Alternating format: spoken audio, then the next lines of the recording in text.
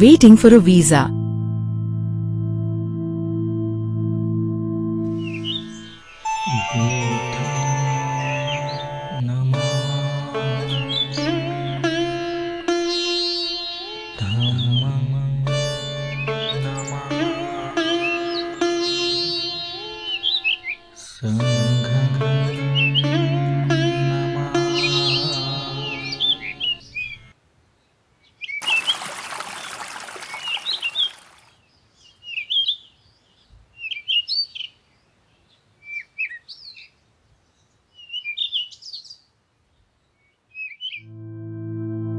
Six. There is one other incident more telling than this. On the 6th of March, 1938, a meeting of the Bhangis was held at Kasarwadi, behind Woollen Mills, Dadar, Bombay, under the chairmanship of Mr. Indulal Yadnik. In this meeting, one Bhangi boy narrated his experience in the following terms. I passed the Vernacular Final Examination in 1933. I have studied English up to the 4th standard. I applied to the school's committee of the Bombay Municipality for employment as a teacher, but I failed as there was no vacancy. Then, I applied to the backward classes officer, Ahmedabad, for the job of a Talati, village Patwari. And I succeeded. On 19th February, 1936, I was appointed a Talati in the office of the Mamlatdar of the Borsad Taluka in the Kheda district.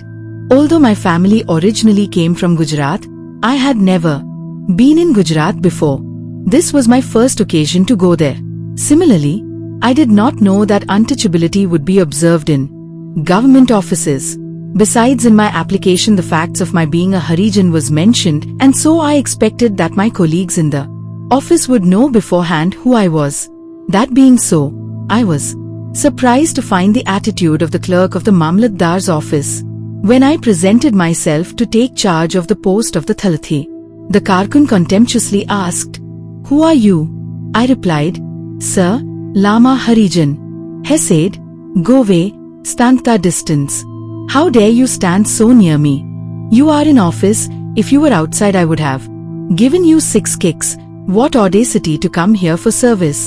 Thereafter, he asked me to drop on the ground my certificate and the order of appointment as a Talati. He then picked them up. While I was working in the Mamlatdar's office at Borsad, I experienced great difficulty in the matter of getting water for drinking. In the veranda of the office there were kept cans containing drinking water. There was a waterman in charge of these water cans. His duty was to pour out water to clerks in office. Whenever they needed it, in the absence of the waterman they could themselves take water out of the cans and drink it. That was impossible in my case. I could not touch the cans, for my touch would pollute the water. I had therefore to depend upon the mercy of the waterman. For my use there was kept a small rusty pot. No one would touch it or wash it except myself. It was in this pot that the waterman would dole out water to me. But I could get water only if the waterman was present. This waterman did not like the idea of supplying me with water.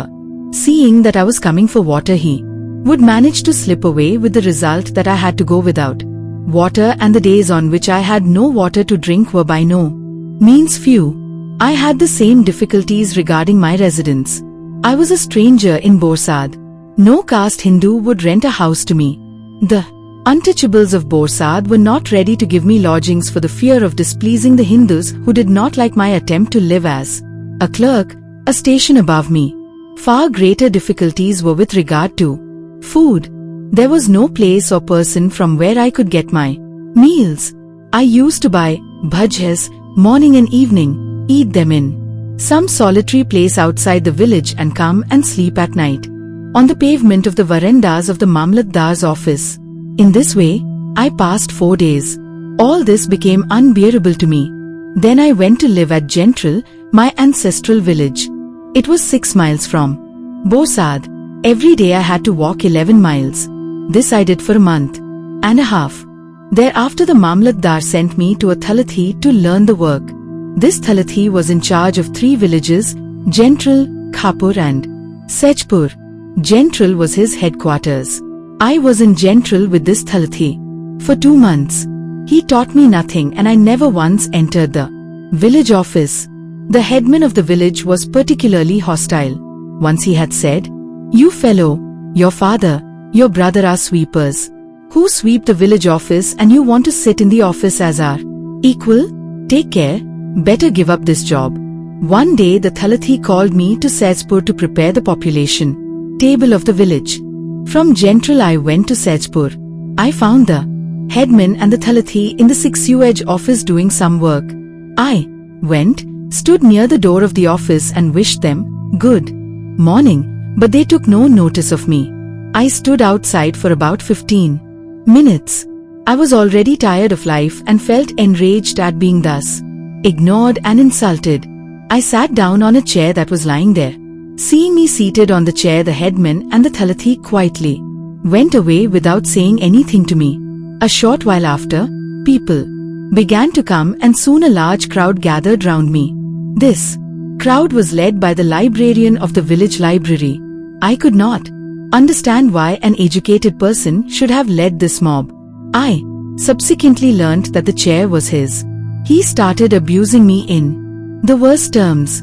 Addressing the Ravania, village servant, he said, "Who allowed this dirty dog of a Bhangi to sit on the chair?" The Ravania unseated me and took away the chair from me. I sat on the ground. Thereupon the crowd entered the village office and surrounded me.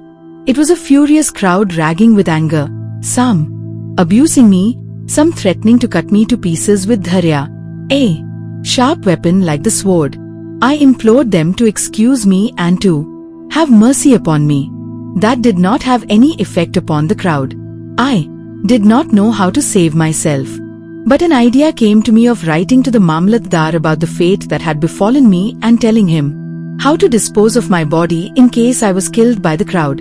Incidentally, it was my hope that if the crowd came to know that I was practically reporting against them to the Mamlatdar, they might hold their hands. I asked the Ravania to give me a piece of paper, which he did. Then with my fountain pen I wrote the following on it, in big bold letters so that everybody could read it. To the Mamlatdar, Taluka Borsad. Sir, be pleased to accept the humble salutations of Parmar Kalidas. Shivram. This is to humbly inform you that the hand of death is falling upon me today. It would not have been so if I had listened to the words of my parents. Be so good as to inform my parents of my death. The librarian read what I wrote and at once asked me to tear it off, which I did. They showered upon me innumerable insults. You want us to address you as a Talati?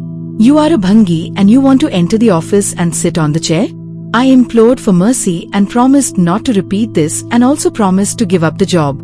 I was kept there till 7 in the evening when the crowd left. Till then the Talati and the Mukhya had not come.